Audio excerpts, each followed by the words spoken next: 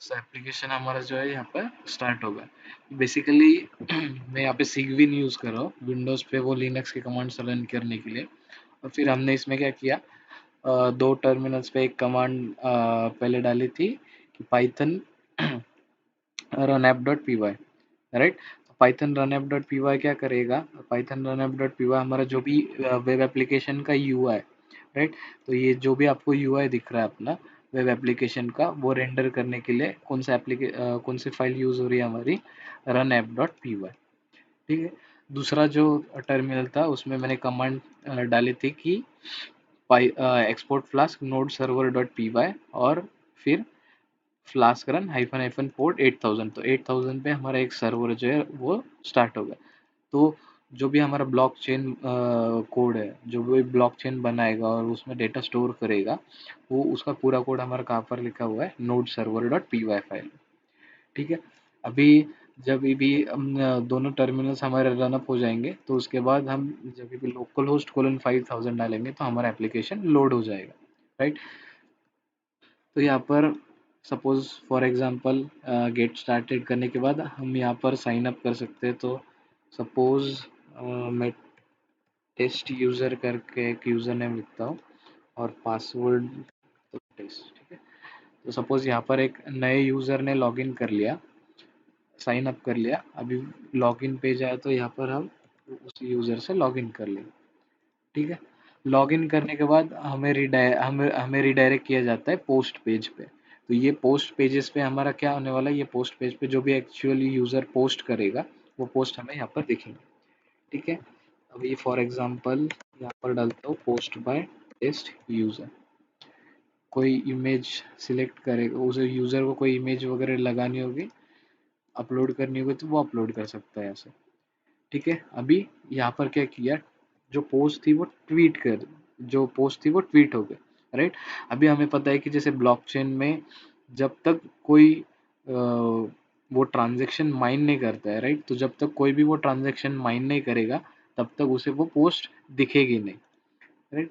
तो सिंक किया फिर भी मुझे नहीं दिख रही, तो अभी मैं क्या करूँगा, सपोज ये पोस्ट माइन कर दी तो हमारे ब्लॉकचेन में फर्स्ट ब्लॉक जो है वो ऐड हो गया, ठीक है।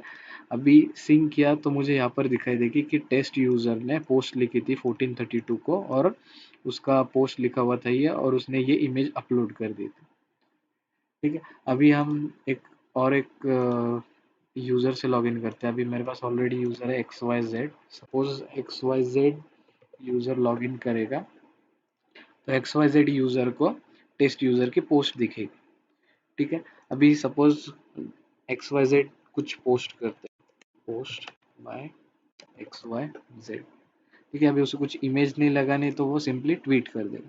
अभी ये पोस्ट जब तक नहीं दिखेगी तब तक इसे कोई माइन नहीं करेगा।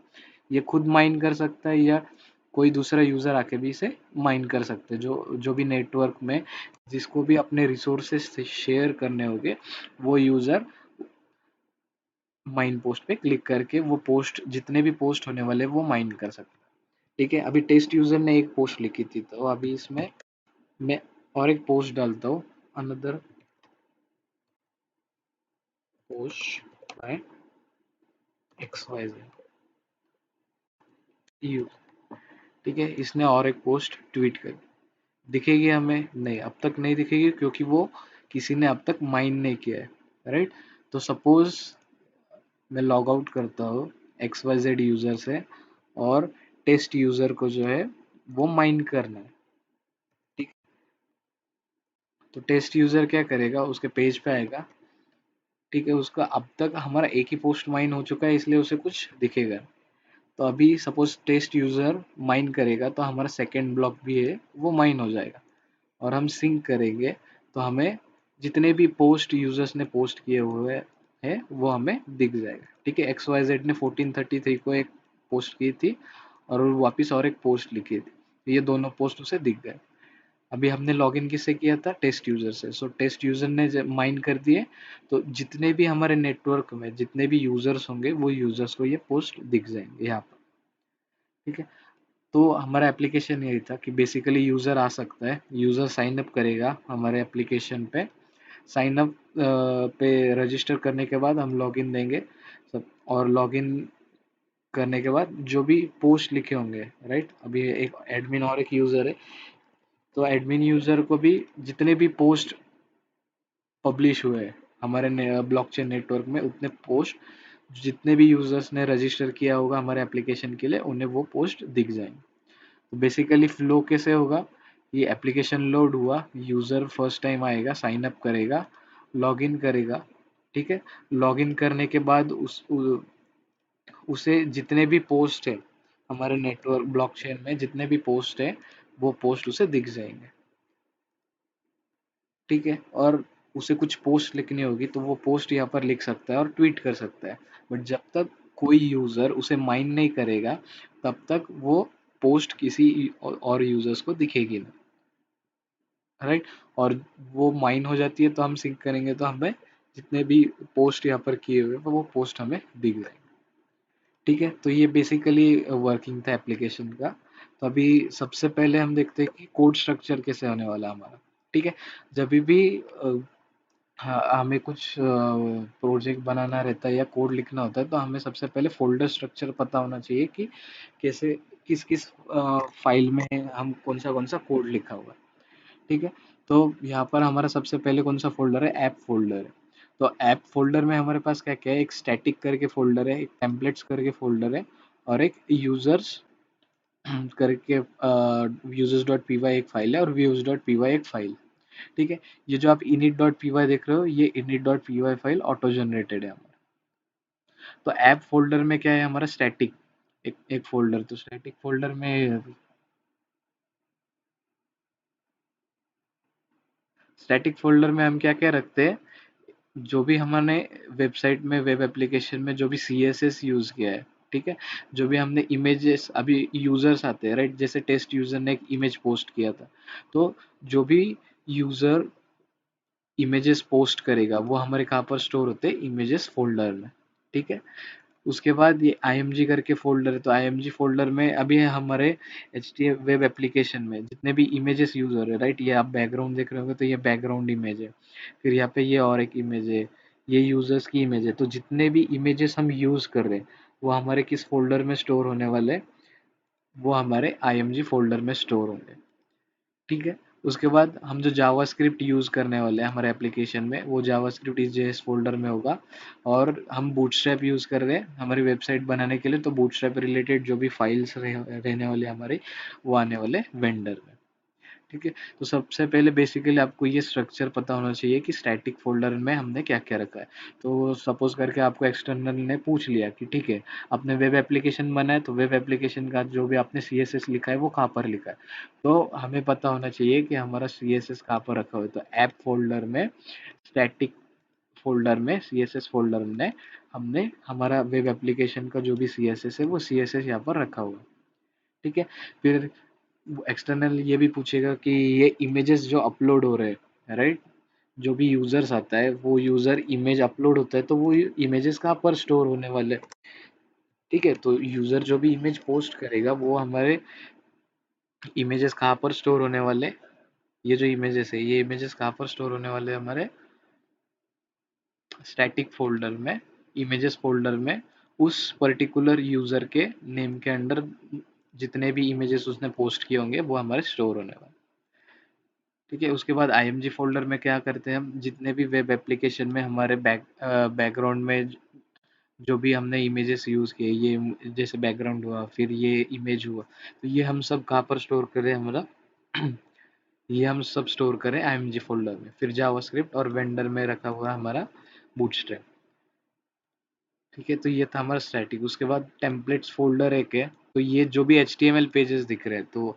जब भी यूज़र हमारे वेबसाइट पे आता है तो उसे ये HTML पेजेस दिखते हैं, तो ये HTML पेजेस हमने कहाँ पर स्टोर करके रखे हैं, तो ये HTML पेजेस हमारे टेम्पलेट्स फोल्डर के अंदर, ठीक है। तो बेसिकली जब भी यूज़र आता है तो उसे पहले हम इंडेक्स पेज दिखाते हैं। तो हमारा इंडेक्स पेज कौन सा होने वाला है, जब भी यूज़र लोकलहोस्ट 5000 डालेगा तो ये हमारा इंडेक्स पेज होगा, ठीक है। अभी इसमें यूज़र आता है, फिर लॉगिन करेगा यूज़र, उसका यूज़र नेम पासवर्ड डाल के लॉगिन करेगा, तो उसे हम कौन से पेज पे रिडायरेक्ट करते हैं, post.html, राइट, ये नोट कर लो। जब भी यूजर फर्स्ट टाइम पे हमारे वेबसाइट पे आएगा तो उसे हम कौन सा HTML पेज दिखाते हैं, इंडेक्स HTML पेज। ठीक है, उसके बाद जब भी वो यूजर नेम और पासवर्ड डाल के लॉग इन करेगा तो ये जो पेज दिख रहा है हमें जहाँ पर सब पोस्ट दिखते हैं, तो ये पेज हमारा कौन सा होने वाला है, ये पेज है हमारा post.html। ठीक है, और जब भी यूजर साइन अप करता है तो साइन अप करने के लिए हम उसे साइन अप HTML पेज पे भेजते हैं। बेसिकली जितना भी HTML पेजेस है हमारे एप्लीकेशन में, जितने भी HTML पेजेस है वो हमने कहाँ पर स्टोर करके रखे हुए हैं, हमारे टेम्पलेट्स फोल्डर में। ठीक है, तो टेम्पलेट्स फोल्डर क्या करता है, हमारा HTML पेजेस होल्ड करता है। उसके बाद init.py क्या है, ये ऑटो जनरेटेड फाइल है। ठीक है, जब भी हम कोड रन करते हैं तो हमारा ये फाइल ऑटो जनरेट हो जाता है। ठीक है, अभी इसमें users.py फाइल है। तो जैसे हमारे एप्लीकेशन में क्या क्या होता है, यूज़र आता है, यूज़र रजिस्टर करता है, उसका यूज़र नेम और पासवर्ड हम क्या करते हैं, हमारे डेटाबेसेस में स्टोर करके लेते हैं, और जब भी फिर वो लॉगिन करता है तो हमें वो चेक करना पड़ता है कि उसका यूज़र नेम पासवर्ड राइट है या नहीं। ठीक है, तो users.py फाइल में जो जो हम यूजर्स का टेबल क्रिएट करते हैं, राइट, जितने भी फिर वो टेबल में हमें इंसर्ट करना पड़ता है यूजर, जब भी यूजर साइन अप करता है तो हम उसे हमारे डेटाबेस में स्टोर करते हैं। राइट, तो वो यूजर को स्टोर करने के लिए हम कहाँ पर जो भी हम क्वेरीज लिखते हैं, डेटाबेस क्वेरीज लिखते हैं, तो वो सब डेटाबेस क्वेरीज यूजर्स के रिलेटेड हमने कहाँ पर रखी हुए, users.py फाइल में। ठीक है, अभी यूजर स्टोर करने के लिए हम कौन सा डेटाबेस यूज कर रहे हैं, एसक्यूलाइट डेटाबेस यूज कर रहे हैं। ठीक है, तो सिक्वलाइट डेटाबेस में हम क्या करते हैं, यूजर्स नाम का एक टेबल क्रिएट करते हैं और उसमें हमारे जो भी यूजर आता है साइन अप करता है तो इंसर्ट उसे इंसर्ट कर देते हैं। ठीक है, और फिर जब भी वो लॉग इन करता है तो लॉग इन करते वक्त उसका हम यूजर नेम और पासवर्ड उठाते हैं, राइट, गेट यूजर से, और वो वैलिड होगा तो उसे हम post.html पेज पे रिफ्लेक्ट कर दे। तो बेसिकली users.py फाइल में क्या है हमारा, यूजर्स की यूजर जब भी आता है हमारे एप्लीकेशन पे तो साइन अप करेगा तो उसकी एंट्री डेटाबेस में होनी चाहिए। सो वो यूजर्स का जो भी डेटा है वो डेटाबेस में इंसर्ट करने का काम करने वाला कोड हमने कहाँ पर रखा है, users.py फाइल। ठीक है, उसके बाद कौन सा है हमारा views.py फाइल। अभी इसका नाम क्या है, व्यूज। व्यूज मतलब क्या, जब भी यूजर हमारे वेबसाइट पे आता है तो उसे क्या दिखाना चाहिए, राइट। तो views.py फाइल क्या करेगा, जब भी यूजर आता है तो उसे कौन सा पेज दिखना चाहिए उसका कोड हमने कहाँ पर लिखा हुआ है, views.py फाइल। ठीक है, तो अभी सपोज यहाँ पर जैसे हम www.google.com लगते हैं, राइट, मैं यहाँ पर डालता हूँ www. ठीक है, youtube.com, राइट। तो हमारा यूट्यूब जो है ये यूट्यूब का पेज लोड हो जाता है। ठीक है, सेम इसमें हमारे एप्लीकेशन में जब भी हम लोकोलोस्ट 5000 और ये स्लैश डालते हैं, राइट, तो हमारा कौन सा पेज लोड होता है, इंडेक्स पेज लोड होता है, राइट। तो ये हम यहाँ पर डालते हैं लोकोलोस्ट 5000 स्लैश, तभी कौन सा पेज रेंडर होना चाहिए, इसका कोड हमने कहाँ पर लिखा हुआ है, इसका कोड हमने लिखा हुआ है views.py फाइल, राइट। तो जैसे मैंने अभी यहाँ पर स्लैश डाला तो हमारा कौन सा पेज लोड हुआ, index.html पेज लोड हुआ, राइट। तो लॉगिन करने के बाद कौन सा पेज दिखना चाहिए यूजर को, या यूजर जब यह फर्स्ट टाइम हमारे वेबसाइट पे आता है तो कौन सा वेब पेज उसे दिखना चाहिए, उसके रिलेटेड पूरा कोड जो है वो हमारा कहाँ पर लिखा हुआ है, views.py फाइल। ठीक है, तो ये कंप्लीट हुआ हमारा ऐप फोल्डर। तो ऐप फोल्डर में हमारा जो कुछ आता है, जो भी फाइल्स आते हैं उसका वही है डिस्कशन। ठीक है, उसके बाद हम हमारे पास एक commands.txt है, तो इसमें जो भी रन करने के लिए कमांड्स है, राइट, वो कमांड्स यहाँ पर मेंशन किए हुए हैं।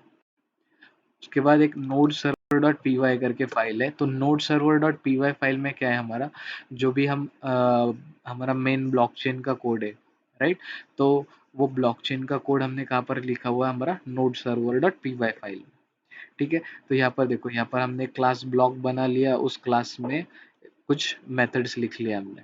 ठीक है, अभी ब्लॉकचेन क्लास बना लिया और ब्लॉकचेन में हमने कुछ मेथड्स बना लिए। ठीक है,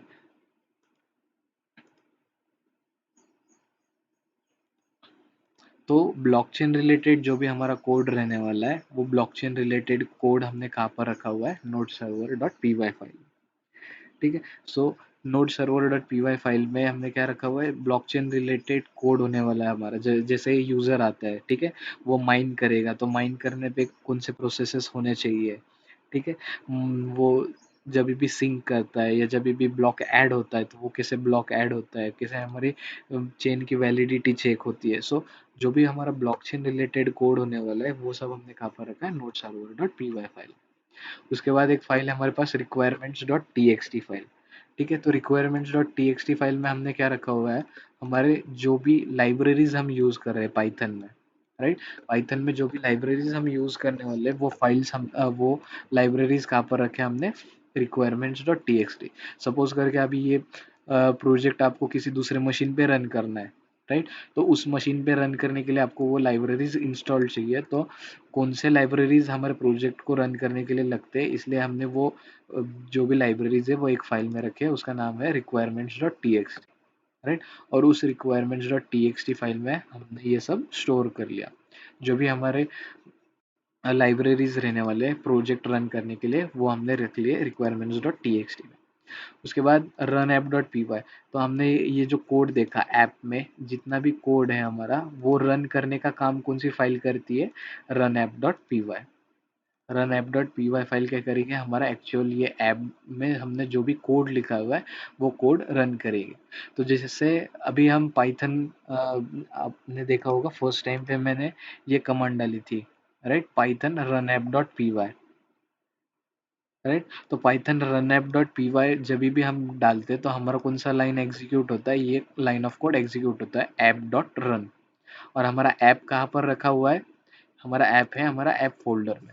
सो ऐप फोल्डर में ऐप डॉट रन जब भी हम करते हैं, तो हमारा ऐप फोल्डर में ये फाइल कॉल होती है init डॉट पी वाई। और init dot P Y file कौन सा कोड लोड करेगी, हमारा views डॉट पी वाई। और फिर हम रन डॉट पी वाई करते हैं, तो हमारा actually views dot P Y file जो है वो रन होता है। और views डॉट पी वाई में फिर हमने बताया कि यूज़र आता है तो इंडेक्स पेज डालो, यूज़र लॉगिन करता है तो उसे पोस्ट वाला जो पेज है वो पोस्ट वाला पेज दिखा दो, राइट। तो basically run dot P Y क्या करेगा, run dot P Y actual हमारा ये ऐप रन करेगा। और ऐप फोल्डर में से हमारा कौन सा रन होता है, views dot P Y, right. तो जब भी हमें एप्लीकेशन रन करना होता है, इसलिए सबसे पहले हम कौन सी कमांड डालते हैं, Python run app dot P Y. तो हमारा जो फ्रंट एंड जो व्यूज दिखते हैं यूजर को, राइट, जो भी हमारा वेब एप्लीकेशन दिखता है, ये लोड हो जाता है। ठीक है, अभी ये वेब पेज तो लोड होगा, फिर इसके बाद यूज़र जब भी लॉग इन करता है, ठीक है, तो वो पोस्ट लिखेगा, और पोस्ट लिखने के बाद वो फिर ब्लॉकचेन में ऐड होगा। तो उसके लिए हमें ब्लॉकचेन का भी सर्वर रन करना होता है, ठीक है। तो ब्लॉकचेन का सर्वर का कोड हमने कहाँ पर रखा हुआ था, नोड सर्वर में रखा हुआ था, राइट। इसलिए सेकेंड टर्मिनल में हमने क्या रन किया है, सेकेंड टर्मिनल में हमने node server dot P Y export करके node server dot P Y हमने रन की है फाइल, ठीक है। तो हमारा बैकएंड का सर्वर भी चालू हो गया, और वो चेन वगैरह न्यू ट्रांजेक्शन्स हमारे क्रिएट करने लगे। So basically node server dot P Y हमारा वो ब्लॉकचेन का कोड होल्ड करेगा, और run app dot P Y हमारा यूआई का कोड रन करेगा। और उसके बाद एक फाइल है हमारी यूजर्स डॉट डी बी। तो ये जो भी हम D B dot D B क्या डिनोट करता है, ये डेटाबेस की फाइल है, ठीक है। ये डेटाबेस के फाइल में हमने जो भी यूजर्स को साइन अप करवाया, राइट, उनके यूजर नेम और पासवर्ड जो रखे हुए वो कहाँ पर रखे हमने, यूजर्स डॉट डीबी में, ठीक है। तो ये था हमारा फोल्डर स्ट्रक्चर। मैं फास्ट फॉरवर्ड में बताता हूँ। ऐप फोल्डर में हमने क्या रखा है, स्टैटिक फोल्डर। स्टैटिक फोल्डर में हमारा क्या क्या है, जो भी वेब एप्लीकेशन में सी एस एस लगता है वो सी एस एस है। फिर जो भी यूजर इमेजेस पोस्ट करता है, राइट, उसके पोस्ट में जो भी इमेजेस अपलोड करता है वो कहाँ पर आती है, हमारी इमेजेस फोल्डर में। आईएमजी फोल्डर में क्या है, आईएमजी फोल्डर में जो भी हम हमारे वेब एप्लीकेशन में इमेजेस यूज कर रहे हैं, तो ये हमारा कहाँ पर स्टोर किया हुआ है, ये हमारा आईएमजी फोल्डर में। उसके बाद जो भी हम जावास्क्रिप्ट यूज कर रहे हैं, राइट, तो वो जावास्क्रिप्ट का कोड कहाँ पर रखा हुआ है, जेएस फोल्डर में। और वेंडर में क्या है, वेंडर में हमारा बूटस्ट्रैप का कोड, बूटस्ट्रैप के फाइल्स है, राइट। उसके बाद एक टेम्पलेट्स फोल्डर है, ठीक है। टेम्पलेट्स फोल्डर में हमने क्या किया है, सभी जो भी हमारे HTML पेजेस यूजर्स को दिखाने हैं, वो HTML पेजेस हमने टेम्पलेट्स में रखे हुए हैं। ठीक है। उसके बाद init.py ये ऑटो जनरेटेड फाइल है, और users.py फाइल में हम क्या कर रहे हैं, जो भी यूजर साइन अप करेगा तो वो डेटाबेस में एंटर होना चाहिए। तो जो भी हमारे SQL क्वेरीज है, राइट, जो भी इंसर्ट करते हैं, जो भी उसका यूजर नेम और पासवर्ड चेक करते हैं, ठीक है, जो भी हमारे यूजर्स का टेबल क्रिएट करते हैं, वो कहाँ पर लिखा है हमने, users.py फाइल। ठीक है। उसके बाद एक views dot P Y file है, तो views dot P Y file जैसे मैंने नाम से ही बताया, व्यूज मतलब क्या, यूजर को कौन सा व्यू दिखने वाला, इन शॉर्ट कौन सा पेज दिखने वाला, इसका कंट्रोल का जो भी कोड है हमारा, वो कहाँ पर रखा है हमने, views dot P Y file. ठीक है, ये हुआ हमारा ऐप फोल्डर। उसके बाद commands dot T X T, तो commands dot T X T में जो कमांड्स है हमारे एप्लीकेशन रन करने के, सबसे फर्स्ट कमांड थी हमारा Python run app dot P Y. ठीक है। तो हम फर्स्ट टर्मिनल में Python run app dot P Y command डालते हैं, सेकेंड टर्मिनल में हम एक्सपोर्ट करते हैं फ्लास्क ऐप को, और एक स्पेसिफिक पोर्ट पे उसे रन करते 8000। ठीक है। सेम अभी हमें दूसरे पोर्ट्स पे भी रन करना होगा, तो हम ये कमांड्स यूज कर सकते। ठीक है, तो ये कमांड्स जो भी हम एप्लीकेशन रन करने के लिए यूज करने वाले, वो हमारा कहाँ पर रखा हुआ है, commands dot T X T, आपके इसमें readme dot T X T में रखा हुआ है। ठीक है। तो इसके बाद हमारे पास है node server dot P Y. ठीक है। तो node server dot P Y में हमने क्या, जो भी ब्लॉकचेन रिलेटेड कोड है वो रखा हुआ है कि पोस्ट आती है हमारे पास और वो की जाती है, तो वो कैसे कैसे ब्लॉक ऐड होने वाला है हमारे चेन में, तो उसका कोड कहाँ पर है, node server dot P Y. Requirements में क्या है हमारा, जो भी लाइब्रेरीज हम यूज करने वाले हैं हमारे एप्लीकेशन में, वो लाइब्रेरीज रखे हुए हैं रिक्वायरमेंट्स डॉट टी एक्स में। उसके बाद run app dot P Y, run app क्या करेगा, हमारा एक्चुअल जो भी व्यू यूजर को दिखाना है, राइट, तो ये ऐप में views dot P Y file हमारी कौन एग्जीक्यूट करने वाला है, run app dot P Y. उसके बाद यूजर्स डॉट डी बी, तो ये यूजर्स डॉट डी बी क्या करेगा, हमारा यूजर जो है, जो भी यूजर्स हमारे एप्लीकेशन पे आके साइन अप करेंगे, तो उनका डेटा हम कहाँ पर रखने वाले, यूजर्स डॉट डी बी। ठीक है।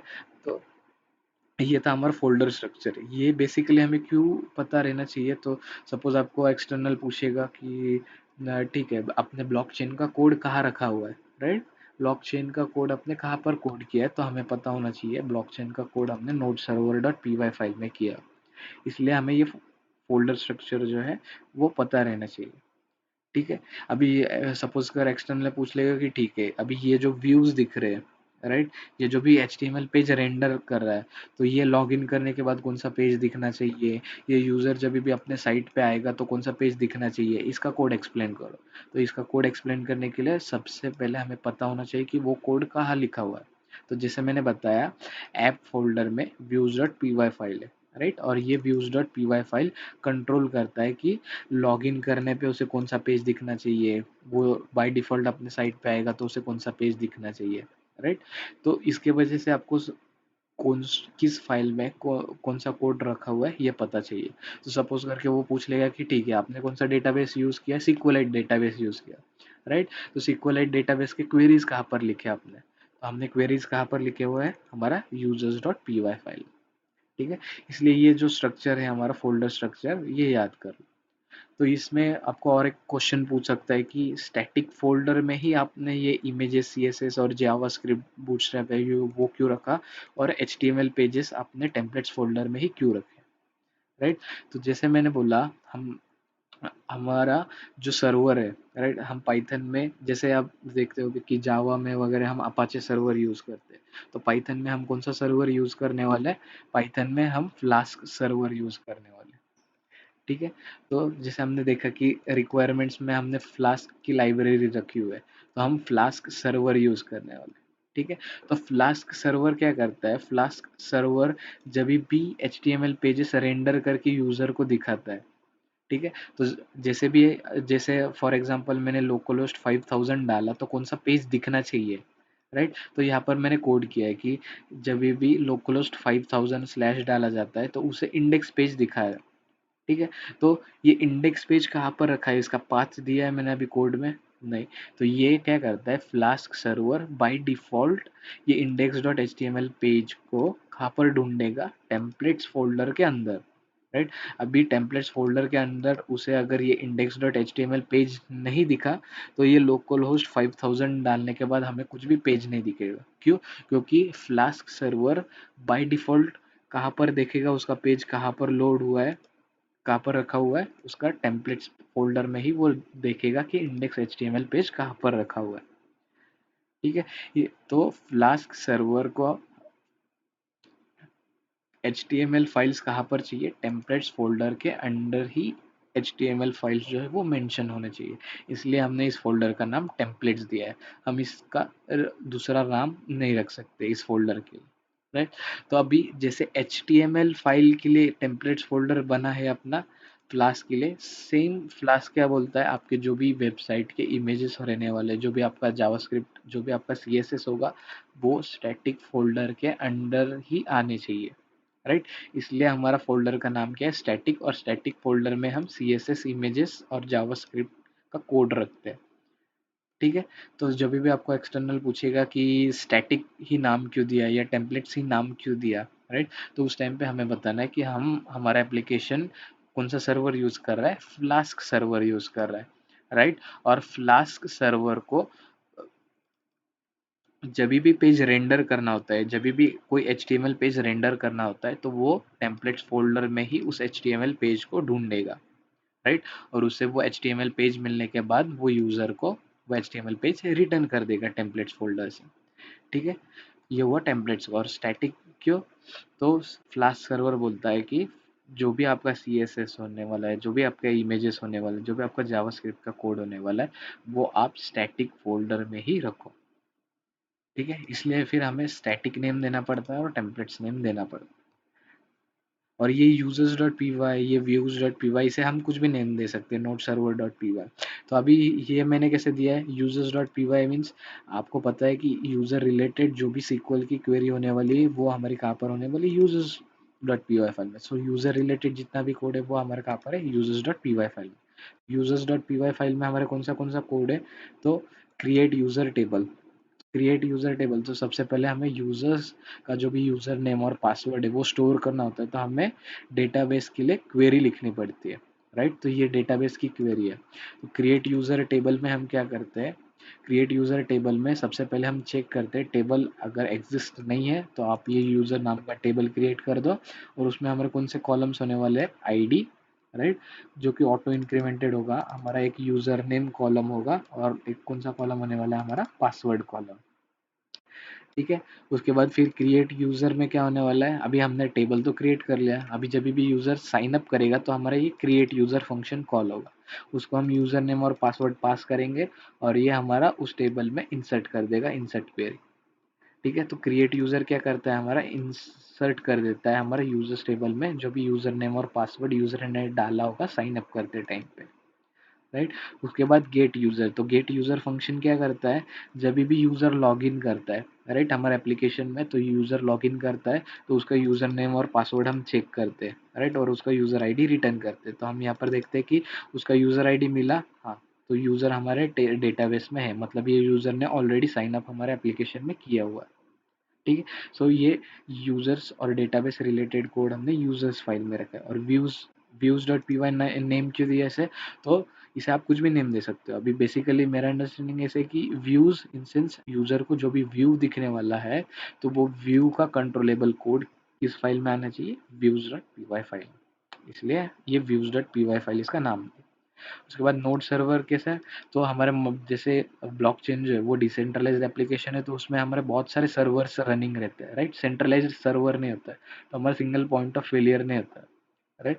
तो उसकी वजह से यहाँ पर मैंने नोड सर्वर देखे रखा है, तो हमारे इसमें मल्टीपल नोड्स रहते हैं सर्वर्स के, तो इसलिए वो डिनोट करने के लिए यहाँ पर कह दिया है node server dot P Y. As per your wish, आप ये तीनों फाइल्स को कुछ भी नाम दे सकते हो। ठीक है, बस आपको ध्यान रखना पड़ेगा कि ये फाइल्स कैसे इंपोर्ट किए हुए हैं। अगर आप ये users dot P Y file change कर देते हो और किसी दूसरे फाइल में ये यूज़ हो रहा है, suppose views dot P Y में मैंने जब भी जैसे मैंने बताया कि यूज़र सपोज साइन अप करता है, राइट, तो यूज़र जब भी रजिस्टर करता है तो हम उसे यूज़र, यहाँ पर देखो यूजर फाइल से ही इंपोर्ट करते हैं, तो अभी ये यूजर्स क्लास है हमारा, राइट। तो ये यूजर क्लास हमने कहाँ से इंपोर्ट किया है, ये हमने इंपोर्ट किया है ऐप डॉट यूजर्स से, राइट। तो ये रहा हमारा ऐप, और ऐप में रहा हमारा यूजर्स, तो ये हुआ हमारा ऐप डॉट यूजर्स, और ऐप डॉट यूजर से हमने यूजर का जो क्लास है वो इंपोर्ट किया हुआ है, राइट, क्लास यूजर्स। तो जब भी आप फाइल का नाम चेंज करोगे तो हमें ये भी चेंज करना पड़ता है इंपोर्ट स्टेटमेंट्स बेसिकली, ठीक है। सो इन केस आप ये चेंज करना चाहते हो तो हमें ये ध्यान रखना पड़ेगा कि ये फाइल कहाँ कहाँ इंपोर्ट हुई है, और ये इंपोर्ट करते टाइम फिर इसका नेम आपको चेंज करना पड़ेगा, ठीक। तो ये हुआ हमारा फोल्डर स्ट्रक्चर। ये फोल्डर स्ट्रक्चर बेसिकली हमको पता होना चाहिए, क्योंकि जब भी एक्सटर्नल पूछेगा ये कोड कहाँ लिखा हुआ है, ये फाइल कहाँ पर रखे हुए, तो इजीली हमें नेविगेट करते आना चाहिए, इसलिए हमें ये फोल्डर स्ट्रक्चर जो है ये पता होना चाहिए, ठीक है। अभी इसके बाद जब भी यूजर इस पेज पे आ गया, चलो जैसे मैंने बताया कि हमारा views dot P Y file run app करते हैं हम, Python run app dot P Y ये कमांड डालते हैं हम, right, Python run app dot P Y, तो हमारा ये व्यू लोड हो जाता है, राइट। तो ये व्यू लोड होने के बाद अभी जब भी यूजर यहाँ पर सपोज करते हैं हम साइन अप करता है, तो फर्स्ट टाइम जब भी यूजर आता है, ठीक है, सो हम बोलते हैं एक्स वाई जेड यूजर है, ठीक है, और उसका पासवर्ड है टेस्ट, ठीक है। तो ये क्या होता है, ये हमारा फॉर्म है, राइट। ये फॉर्म में हमने क्या किया, यूजर नेम डाला और पासवर्ड डाला और सबमिट बटन पे क्लिक करते हैं। तो बैकएंड में हमारा कौन सा कोड कॉल होगा, हमारा कोड कॉल होता है ऐप में से views dot P Y file, right. तो जैसे मैंने बताया कि कौन सा व्यू दिखना चाहिए, ठीक है। तो सबसे पहले जब भी हमारा लोकलिस्ट 5000 डालते हैं तो हमारा इंडेक्स पेज रेंडर हो जाता है, ठीक है। तो यहाँ पर मेरा इंडेक्स पेज रेंडर हो गया। अभी यूजर क्या कर रहा है, साइन अप बटन पे क्लिक करके रजिस्टर कर रहा है। तो यूजर जब भी साइन अप बटन पे क्लिक करेगा तो मेरा उसे कौन सा पेज दिखना चाहिए, sign up dot H T M L. और ये sign up dot H T M L page मैंने कहाँ पर रखा हुआ है, टेम्पलेट्स फोल्डर में। तो जब भी यूजर साइन अप बटन पे क्लिक करता है हमारे ऐप में, राइट, साइन अप बटन पे क्लिक करता है तो उसे कौन सा पेज दिखता है, sign up dot H T M L, right. तो इसका कोड हमने ये लिखा हो। तो जब भी साइन अप पे क्लिक होता है हमारा इस राउट को कॉल जाता है स्लैश साइन अप, और ये स्लैश साइन अप क्या करेगा, ये sign up dot H T M L page जो है वो टेम्पलेट्स फोल्डर से उठा के यूजर को रेंडर कर देगा। अभी यूजर क्या करता है, साइन अप पेज आ गया, उसमें यूजर नेम डालेगा, पासवर्ड डालेगा और सबमिट करेगा। सो जब भी सबमिट बटन पे क्लिक करता है तो यूजर क्या करता है, उसका उसे खुद को रजिस्टर करता है हमारे एप्लीकेशन के लिए। जब भी यूजर साइन अप करता है तो वो क्या कर रहा है, रजिस्टर कर रहा है उसको हमारे एप्लीकेशन के लिए। तो रजिस्टर करने का कोड हमारा ये रहा, ठीक है। तो यहाँ पर जब भी यूजर सबमिट बटन पे क्लिक करेगा स्लैश रजिस्टर कॉल किया जाएगा, और स्लैश रजिस्टर क्या करेगा, फिर उस फॉर्म में से यूजर नेम उठाएगा, उस फॉर्म में से पासवर्ड उठाएगा, राइट। वो यूजर नेम और पासवर्ड हमने इस वेरिएबल्स में स्टोर कर लिया। अभी जैसे मैंने बताया कि ये हम यूजर्स में लिखा, तो यूजर्स क्लास का हमने एक यूजर ऑब्जेक्ट क्रिएट कर लिया, और वो ऑब्जेक्ट क्रिएट करने के बाद हमने उसमें क्रिएट यूजर मेथड कर लिया। तो अभी क्रिएट यूजर मेथड में हमने यूजर नेम और पासवर्ड डाल दिया, राइट। तो ये क्रिएट यूजर मेथड कहाँ पर है हमारी, वो मेथड है हमारी users dot P Y file में। तो क्रिएट यूजर को हमने यूजर नेम और पासवर्ड डाल दिया, और वो यूजर नेम और पासवर्ड हमारे एप्लीकेशन ने इंसर्ट मार दिया डेटाबेस में, राइट। तो ये क्रिएट यूजर फंक्शन हमने कॉल कहाँ पर किया हुआ है, व्यूज डॉट पी वाई में। रजिस्टर जब भी यूजर उसके सेल्फ को रजिस्टर करता है तो हम क्या करते हैं, उस यूजर का यूजर नेम उठाते हैं, उस यूजर का पासवर्ड उठाते हैं, यूजर एक ऑब्जेक्ट क्रिएट कर लेते हैं, और उस ऑब्जेक्ट को क्रिएट यूजर मेथड को यूजर नेम और पासवर्ड पैरामीटर्स पास कर देते हैं, तो हमारे यूजर की एंट्री हो जाती है डेटाबेस में। तो यूजर रजिस्टर होने के बाद उसे कौन सा पेज दिखना चाहिए, इंडेक्स पेज ही दिखना चाहिए, राइट।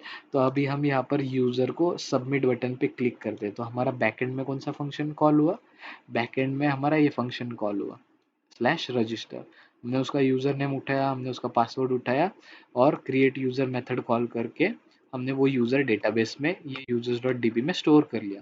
उसके बाद उसे हमने कौन से पेज पे रिडायरेक्ट कर दिया, index dot H T M L page पे हमने उसको रिडायरेक्ट कर दिया।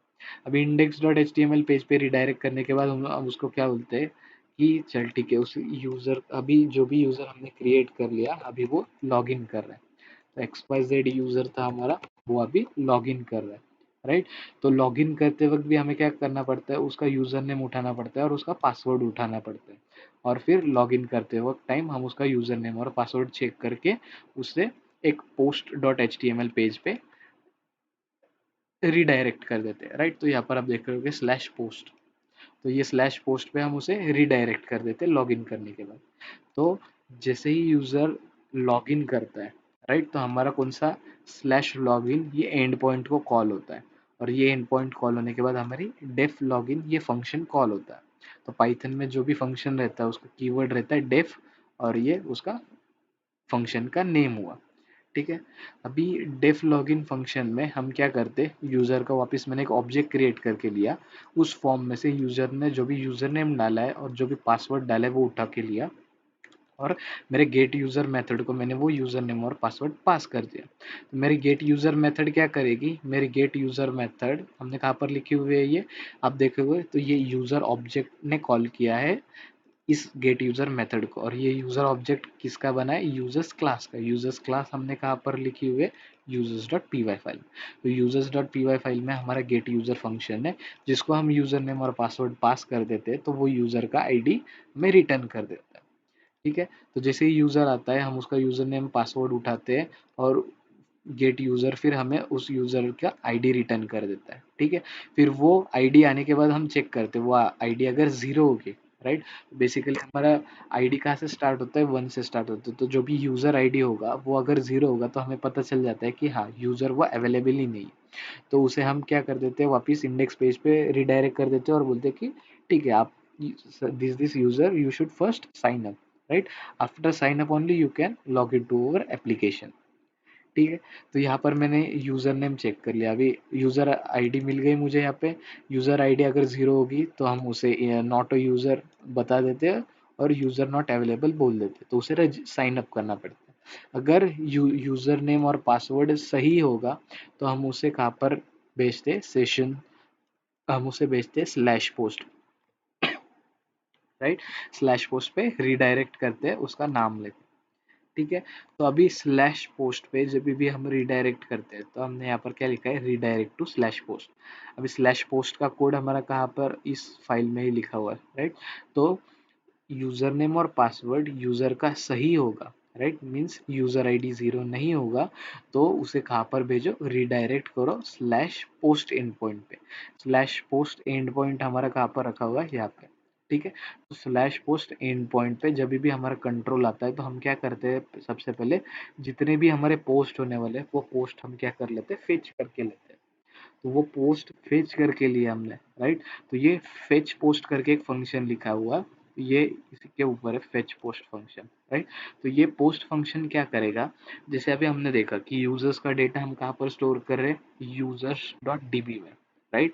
बट यूजर ने जो भी पोस्ट लिखा है, राइट, ये यूजर ने जो भी पोस्ट लिखा हुआ है हमारा, ये यूजर का नेम जो हुआ, फिर उसने किस टाइम पे वो पोस्ट किया है, फिर उसका पोस्ट में क्या लिखा हुआ था, उसकी कौन सी पोस्ट की इमेज थी, ये हम किसी डेटाबेस में स्टोर कर रहे हैं। नहीं, हम ये किसी भी डेटाबेस में स्टोर नहीं करते। तो ये स्टोर कहाँ होता है, ये उस इंडिविजुअल के मशीन पे स्टोर होता है जो उसे माइन करता है, राइट। तो हम यहाँ पर क्या बोलते हैं कि जो भी हमारी ब्लॉकचेन है उसको जो भी नोड्स कनेक्टेड है उसमें से तू ब्लॉकचेन में से वो सब ब्लॉक्स लेके आ, राइट।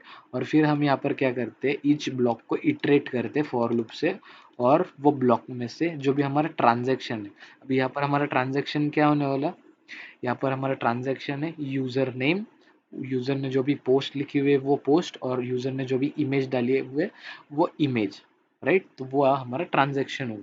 तो हम क्या बोलते हैं, फेच पोस्ट को जितने भी नोड्स कनेक्टेड है उन नोड्स में से चेन लेके आओ, उस चेन में से ट्रांजेक्शन्स हम हमें दिखाओ, राइट।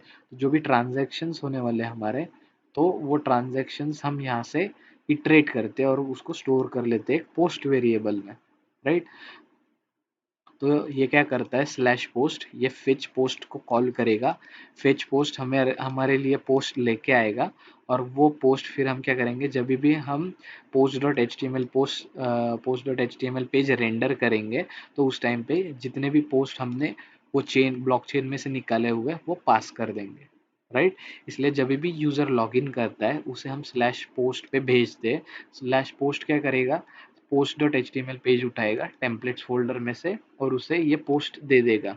राइट। भी ये पोस्ट कहाँ से आते हैं, तो ये हमारे फेच पोस्ट फंक्शन में से ये हमारे पोस्ट आ जाते हैं।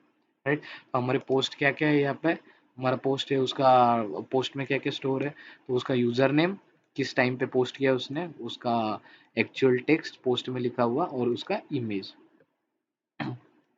ठीक है। तो ये सब हम फेच कर लेते हैं और फिर post dot H T M L page पे उसे दिखा देते हैं। ठीक है, इतना समझ में आया। तो ये फ्लो कैसे था हमारा, यूजर जब भी लॉग इन करता है, राइट, यूजर नेम और पासवर्ड सही होगा तो उसे कुछ कभी भी यूजर आईडी जीरो नहीं मिलेगा। यूजर आईडी जीरो नहीं मिलेगा मीन्स यूजर नेम और पासवर्ड वैलिड है, तो उसे हमें भेजना होगा स्लैश पोस्ट एंड पॉइंट पे। तो स्लैश पोस्ट एंड पॉइंट क्या करता है, फेच पोस्ट मेथड से जितने भी वो ब्लॉकचेन में पोस्ट होने वाले हैं वो ब्लॉक्स उठा के लेके आता है, उसमें के ट्रांजेक्शन्स जो है वो हमारे पोस्ट वेरिएबल में स्टोर कर देता है। और फिर हमारा post dot H T M L page user को दिखाता है और उसमें फिर ये पोस्ट जितने भी हमने फेच किए हुए हैं दूसरे नोड से, दूसरे यूज़र से चेन में के, वो यहाँ पर हम डिस्प्ले कर देते हैं। और सिंपली लॉग आउट बटन पे जब क्लिक कर देते हैं तो हम कौन सा पेज पे आते हैं, index dot H T M L page पे। राइट। तो यहाँ पर हमारे views dot P Y file में क्या क्या था, तो सबसे पहले था हमारा ये स्लैश। तो ये स्लैश क्या करता है, हमें इंडेक्स पेज ला के देता है जब भी यूज़र फर्स्ट टाइम हमारे साइट पे आए। यूज़र साइट पे आए तो सबसे पहले वो क्या करेगा, साइन अप करेगा। राइट। तो साइन अप पे जब भी वो क्लिक करेगा उसे sign up H T M L page दिखेगा। साइन अप एचटीएमएल पेज में वो उसका यूजर नेम पासवर्ड डालेगा और खुद को रजिस्टर करेगा। तो खुद को रजिस्टर करेगा तो उसका यूजर नेम और पासवर्ड हम उठाएंगे और हमारे डेटाबेस में क्रिएट यूजर मेथड कॉल करके हमारे डेटाबेस में उसे इंसर्ट कर देंगे और इंडेक्स के लॉगिन पेज पे भेज देंगे।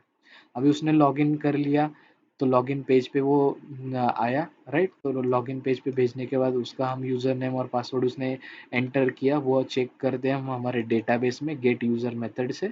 अगर उसका यूज़र आईडी ज़ीरो नहीं रहा मीन्स वो यूज़र नेम और पासवर्ड वैलिड है, तो उसे हम post dot H T M L page पे भेजते हैं। राइट। तो post dot H T slash post end point पे जाएगा।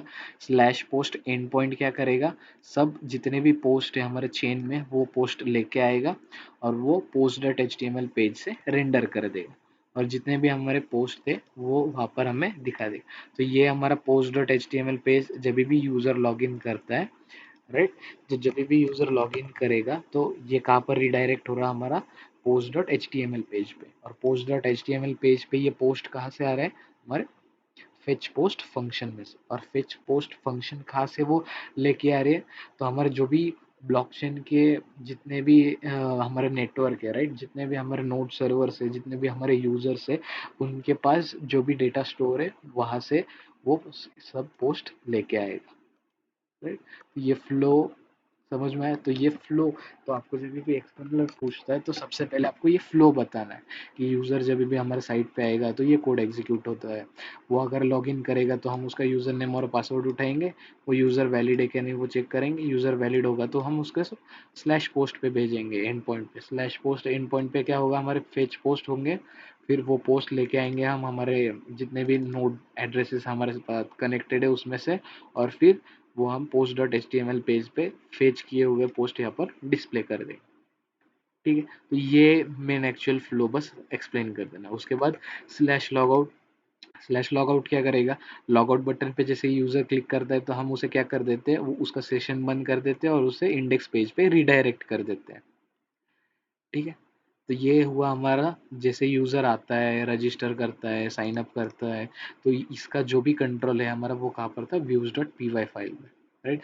जब भी यूज़र आता है उसे index H T M L page दिखाते हैं, लॉग इन करता है, सही होगा तो हम उसे स्लैश पोस्ट पे भेजते हैं।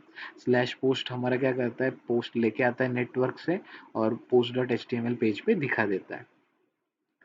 ठीक है। उसके बाद, ठीक है, ये हुआ कि ये कोड किसका हुआ हमारा, कि यूआई में जब भी यूजर इस बटन पे क्लिक करेगा तो ये होना चाहिए। ठीक है। तो इसमें अभी हमारे पास क्या है, और जैसे आपने यहाँ पर देखा होगा कि ट्वीट योर पोस्ट बटन है, माइन पोस्ट बटन है, सिंक पोस्ट बटन है।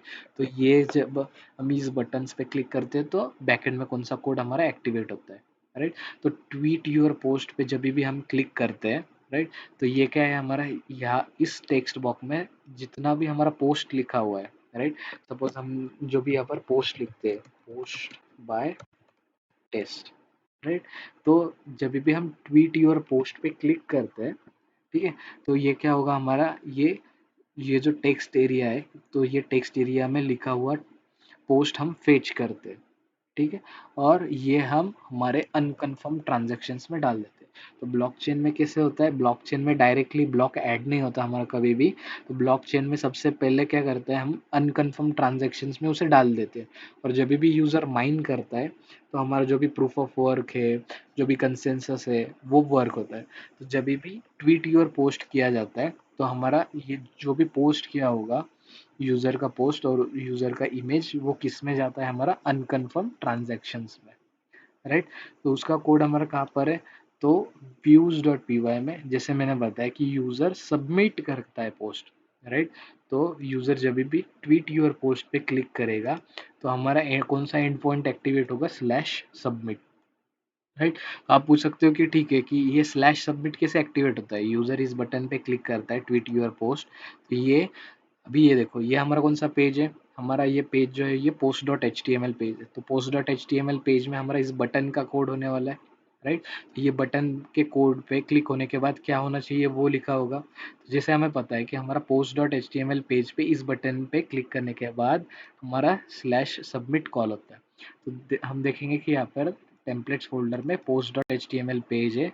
Post dot H T M L page में हमारा कौन सा बटन था, हमारा बटन था ट्वीट योर पोस्ट, राइट।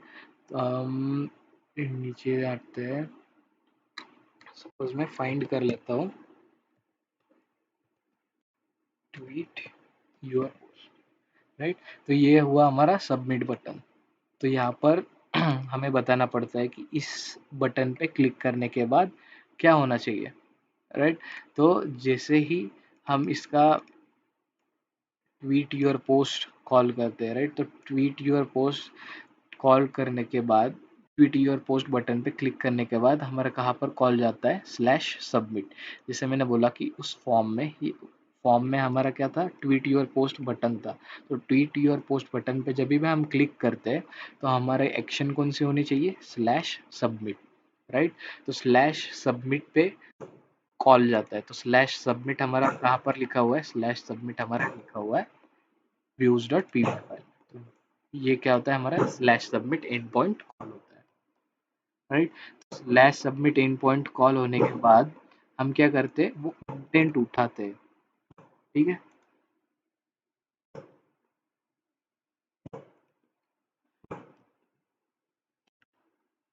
ठीक है, सो यूजर ने जो भी पोस्ट किया था, राइट, सो यूजर ने जो भी पोस्ट लिखा था उस फॉर्म में, वो हम उठा लेते हैं, उसका कंटेंट उठाते हैं, राइट। फिर उसी यूजर ने वो पोस्ट लिखा है, उसका नाम हम यहाँ पर डालते हैं, ठीक है। उसका नाम हमने फेच कर लिया, उसका पोस्ट का कंटेंट हमने फेच कर लिया, उसके बाद क्या है हमारे पास, इमेज फाइल। तो यूजर क्या करता है, फाइल भी कभी कभी पोस्ट करता है, राइट। तो जब भी यूजर यहाँ पर हमारा पोस्ट लिखेगा, ट्वीट योर पोस्ट पे क्लिक करेगा, तो ट्वीट योर पोस्ट पे क्लिक करने के बाद कहाँ पर जाता है हमारा कॉल, स्लैश सबमिट में। स्लैश सबमिट में आने के बाद हम क्या करते हैं, यूजर ने जो भी पोस्ट का कंटेंट लिखा होगा, वो कंटेंट हम फेच करके लाते हैं। उसके बाद उसका यूजर नेम हम लेके आते हैं एज एन ऑथर, और उसने जो भी इमेज फाइल रखी होगी, वो इमेज फाइल हम लेके आते हैं, राइट। अभी जैसे मैंने बताया कि हम कहाँ पर सेव कर रहे हैं ये पोस्ट, ये इमेजेस, तो ये इमेजेस हम स्टोर कर रहे हैं ऐप में, स्टैटिक में, इमेजेस फोल्डर में, राइट। तो हम क्या करते हैं, अगर इमेज होगी, सो इफ इमेज, इमेज अगर प्रेजेंट होगी पोस्ट में, तो उसे आप ऐप फोल्डर में, स्टैटिक में, इमेजेस में आप उसे अपलोड कर दीजिए, राइट। तो यहाँ पर हम क्या कर लेते हैं, हमारी जो भी इमेज है, वो इमेज हम यहाँ पर स्टोर कर, ठीक है। तो हम एक ऑब्जेक्ट क्रिएट कर लेते हैं, ठीक है। इमेज हमने स्टोर कर दी, उसके बाद हम क्या करते हैं, यहाँ पर एक ऑब्जेक्ट क्रिएट कर लेते हैं। तो जैसे हमें पता है